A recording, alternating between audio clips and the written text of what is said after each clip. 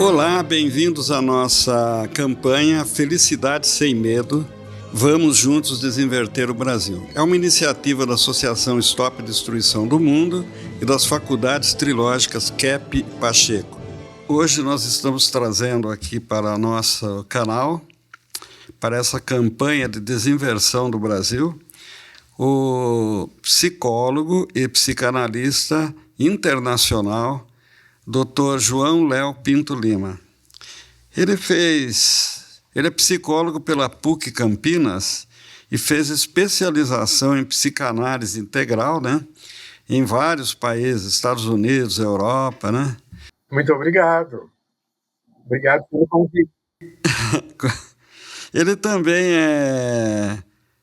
é professor nas faculdades trilógicas, né? E é um estudioso. A disciplina dele, aliás, é de filosofia, né? E também trabalhou como tradutor, intérprete em vários países e atendeu em Londres, né, como psicanalista, e é coautor do livro Psicoterapias Alienantes e várias outras obras.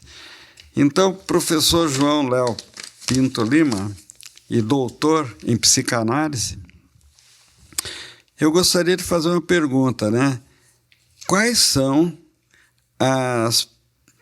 existem e quais são as principais inversões que podem ser encontradas nesses campos que o senhor atua, né? Psicanálise, psicologia, filosofia. Claro, vamos falar um pouquinho sobre isso. Eu sou mestre em filosofia, né, pela Universidade Federal do ABC, e onde eu fiz um trabalho sobre Mestre Eckhart. E publiquei um livro a respeito, né, comparando Mestre Eckhart com Norberto Keppe, criador da psicanálise integral. Os dois mostram, assim, que a essência do ser humano é sã, não há nada errado com a nossa essência. Porém, nós temos uma atitude de, muitas vezes, na maioria das vezes, ir contra essa essência. E todos os problemas advindo dessa atitude, né? Então, essa questão da filosofia, eu vejo da seguinte maneira, porque, como todos sabem, os três campos principais, assim, de conhecimento da sociedade são a teologia, a filosofia e a ciência, né? Então, cada uma tem seu campo, seu método específico de tentar atingir o conhecimento. A teologia é a fé, a crença. A filosofia é a razão, o raciocínio. E a ciência é a experimentação. Então, Norberto Keppe, o que ele notou? Que na vida, na realidade, esses três campos são unidos, né? Então, não podem ser separados. Mas na sociedade, o ser humano separou. Então, a teologia não se relaciona com a ciência e vice-versa, nem com a filosofia. São campos separados. Então, quando o ser humano entra num desses campos, ele sente falta dos outros. Por quê? Porque a própria pessoa tem esses três aspectos em si. Todo mundo tem crença, todo mundo tem fé, todo mundo tem raciocínio, razão, e todo mundo tem prática, né? Todo mundo vive a experimentação. Então, no ser humano, são três aspectos assim que não podem ser separados. E o ser humano separou na sociedade. Então, falando da filosofia, eu acho que uma das grandes inversões da filosofia é essa, que a filosofia usa praticamente só a razão. Claro, tem alguns filósofos que usaram outros elementos, mas basicamente filosofia é raciocínio. Então a pessoa precisa ficar pensando se isso, então aquilo, raciocinando para chegar a um conhecimento, né?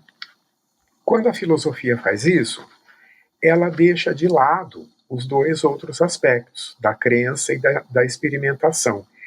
Isso limita muito o conhecimento. É uma inversão que eu acho que não foi percebida pelos estudiosos da filosofia. Você vai a uma universidade, a um curso de filosofia, a base do trabalho é a razão, é o método da filosofia, né? É uma inversão muito grande que limita muito o conhecimento. No campo científico, haveria também esse mesmo tipo de inversão, né? De relegar, não dar valor aos outros campos?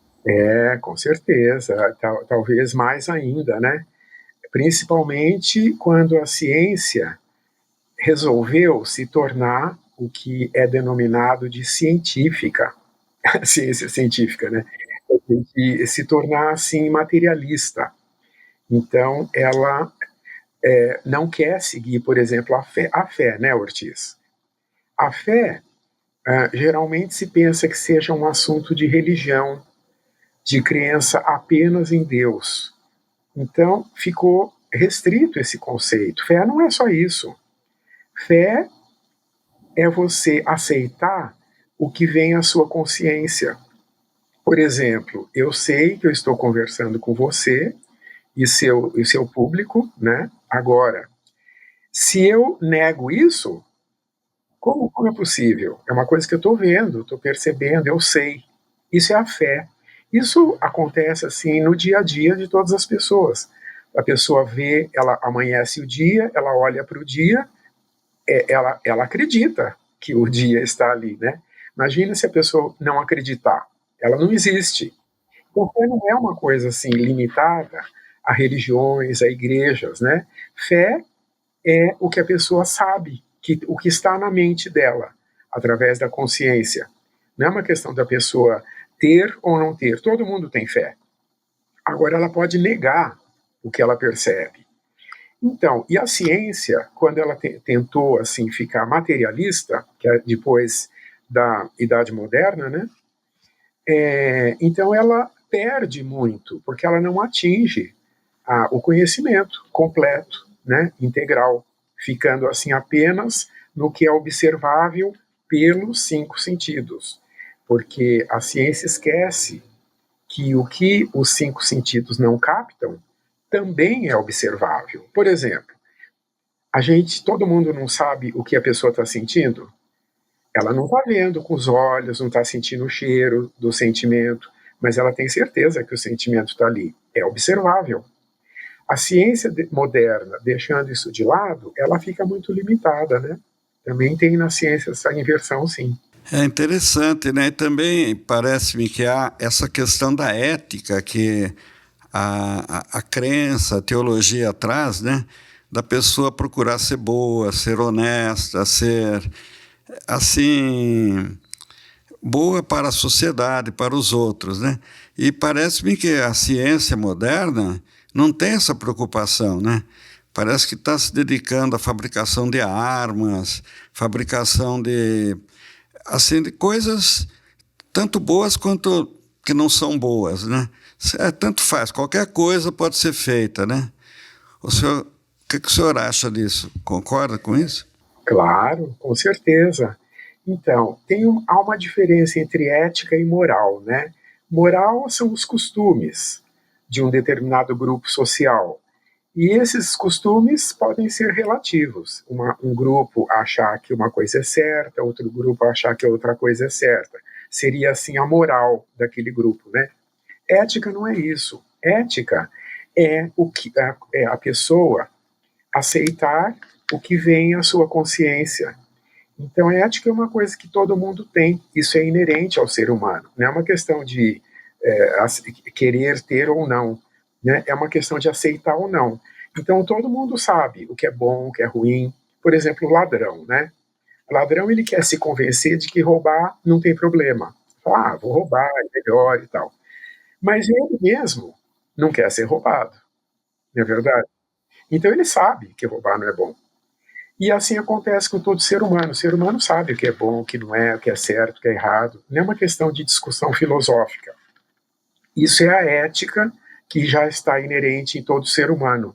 Agora, a pessoa pode rejeitar, é como a fé, ela pode negar a ética.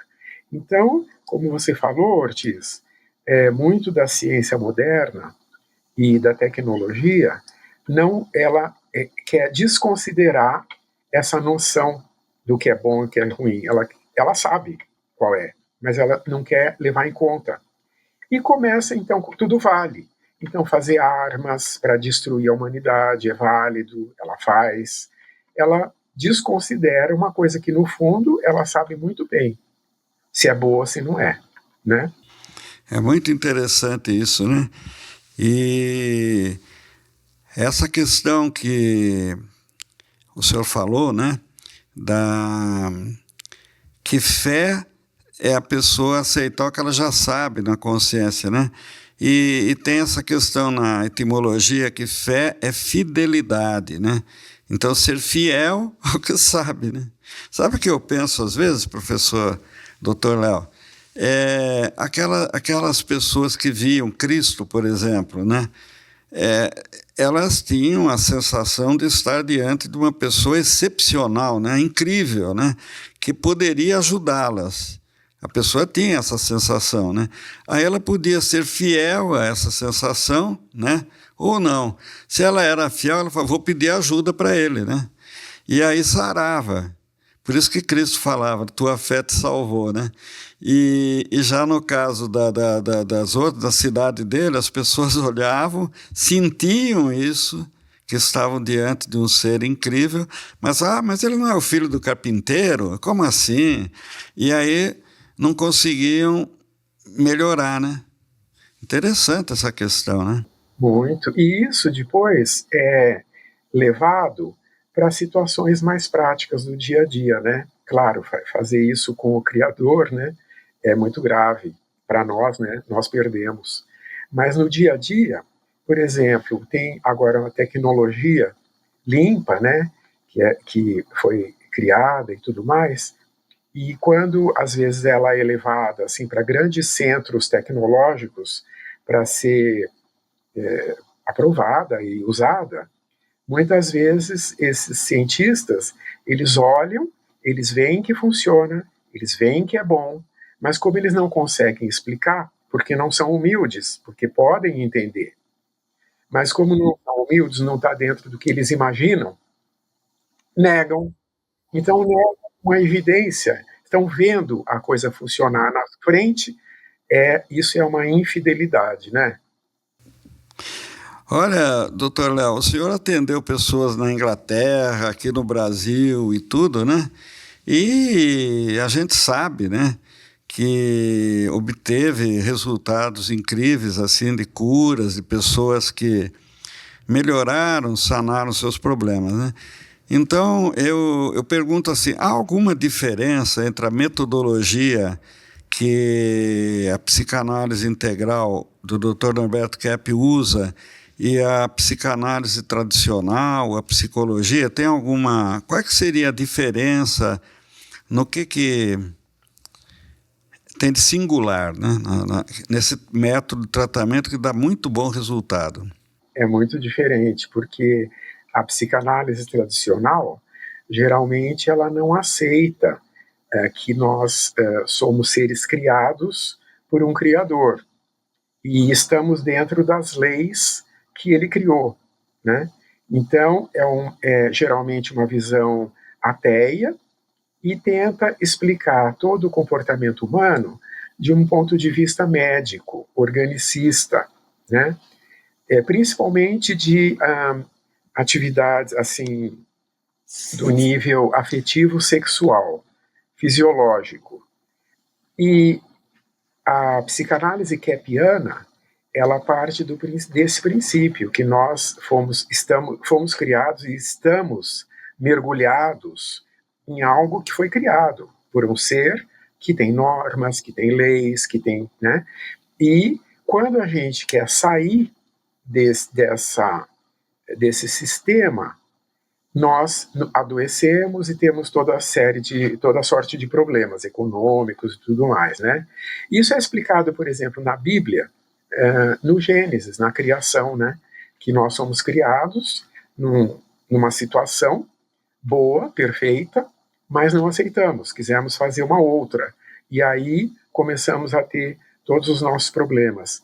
Então, na psicanálise keppiana, a gente reconhece que a gente já tem a verdade dentro de si mesmo, como falavam, aliás, os filósofos gregos Sócrates e Platão, né? Eles já tinham percebido isso. Então nós já temos a verdade, o afeto, o bem, tudo isso não só está na essência do ser humano, como o ser humano está dentro disso. Porque a realidade é boa, né? É boa, bela e verdadeira, de acordo com a psicanálise kepiana. E os problemas surgem quando a gente não quer seguir isso. A pessoa não quer ser boa, ela quer ser egoísta, ela não quer ser verdadeira, ela quer inventar uma fantasia e querer acreditar que aquela ideia é verdadeira. E ela não quer ficar na realidade, ela quer ficar nos delírios, criar ideias assim e seguir. Então, essa é a base, né, da psicanálise kepiana. Os problemas são consequência dessa atitude nossa, devido a uma arrogância muito grande, que é uma verdadeira teomania, né, mania de querer ser um novo Deus, da nossa inveja, inveja no sentido de rejeitar o que é bom. Então essa é a base, assim. E aí a gente cria uma ideia totalmente invertida de tudo, da realidade. A gente começa a achar que o bem é ruim, para eu dar afeto para os outros, eu colaborar com as outras pessoas, eu estou perdendo, eu não estou cuidando de mim, que eu tenho que pensar em mim primeiro. Então fica uma visão de vida completamente invertida, como nós estamos falando agora, né? Das inversões na filosofia, por exemplo. No campo das doenças, também, porque, por exemplo, é, hoje mesmo nós ficamos sabendo de um caso, são inúmeros, de remissão de doenças orgânicas com a psicanálise kepiana, né? Então a pessoa tinha assim uma miopia muito grande, de 18 graus parece, muito grande, né? E tinha catarata e era aconselhada a fazer cirurgia. E a pessoa preferiu esperar e tentar ver qual seria a causa psicológica, né? E tentou conviver com aquilo, tentando ver se aquilo poderia ter uma remissão, como se diz, remissão espontânea, mas devido a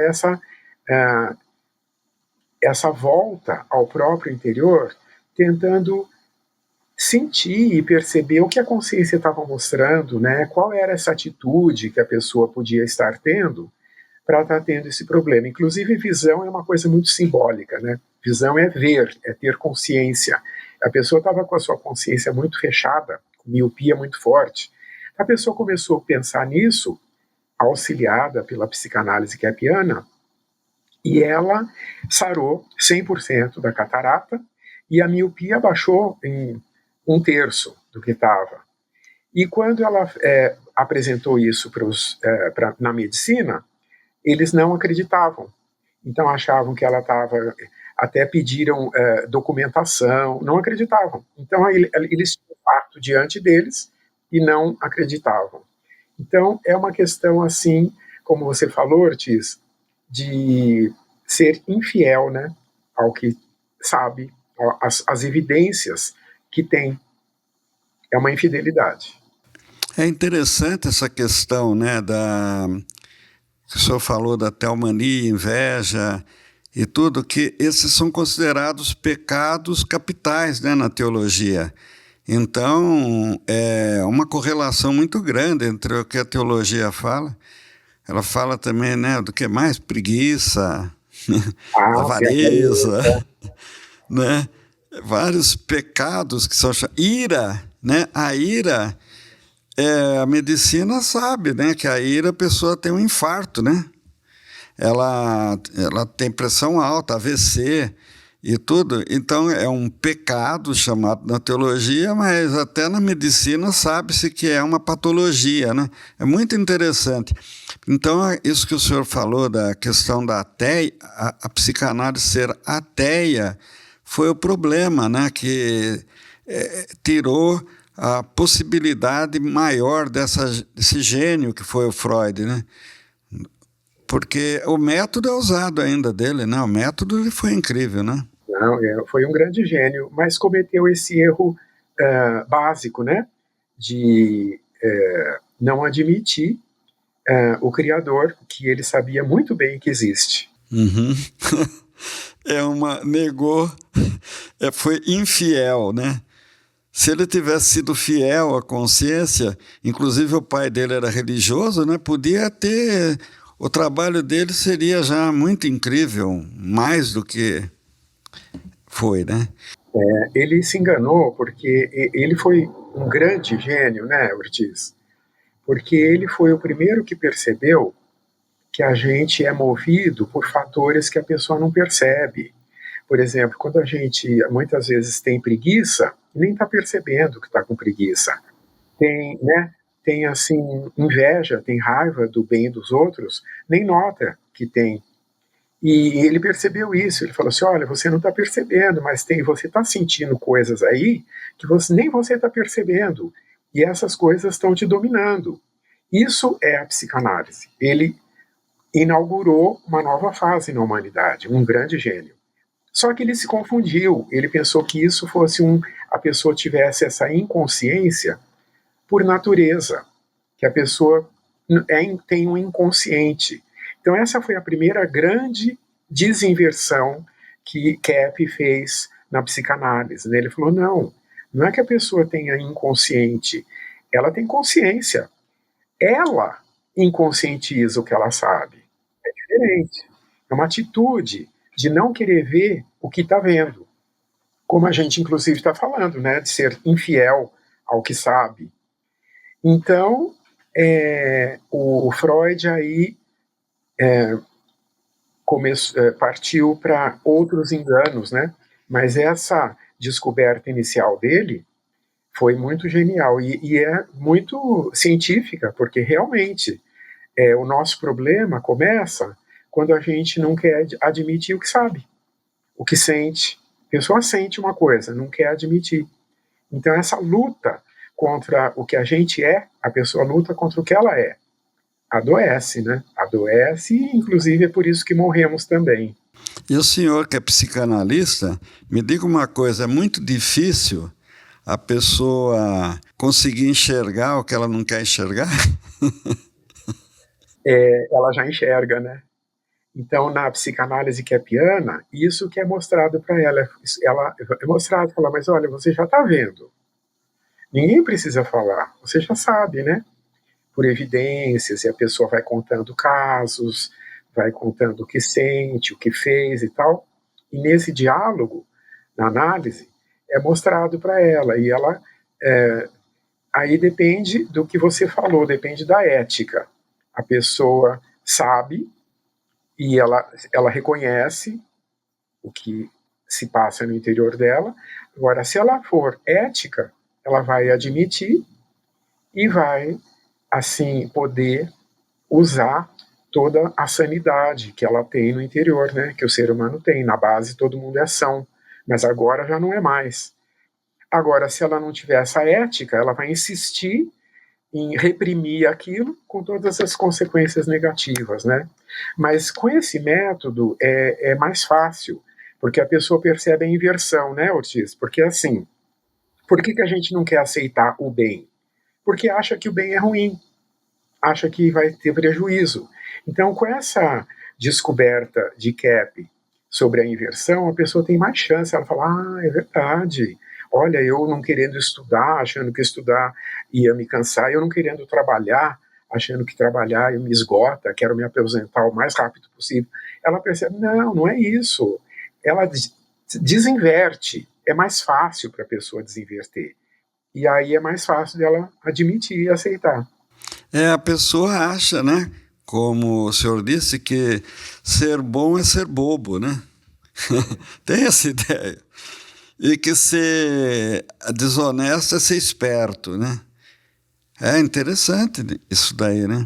A inversão está em todos os campos da sociedade. O Dr. Kepp mesmo relata, ele dá esse testemunho pessoal, que quando ele percebeu a inversão, porque não é apenas inversão de valores, é muito mais que isso, é uma visão que a humanidade tem de tudo, de uma maneira invertida, né? Então ela começou a achar que tudo que é real, que existe, que é verdadeiro, é tudo ruim.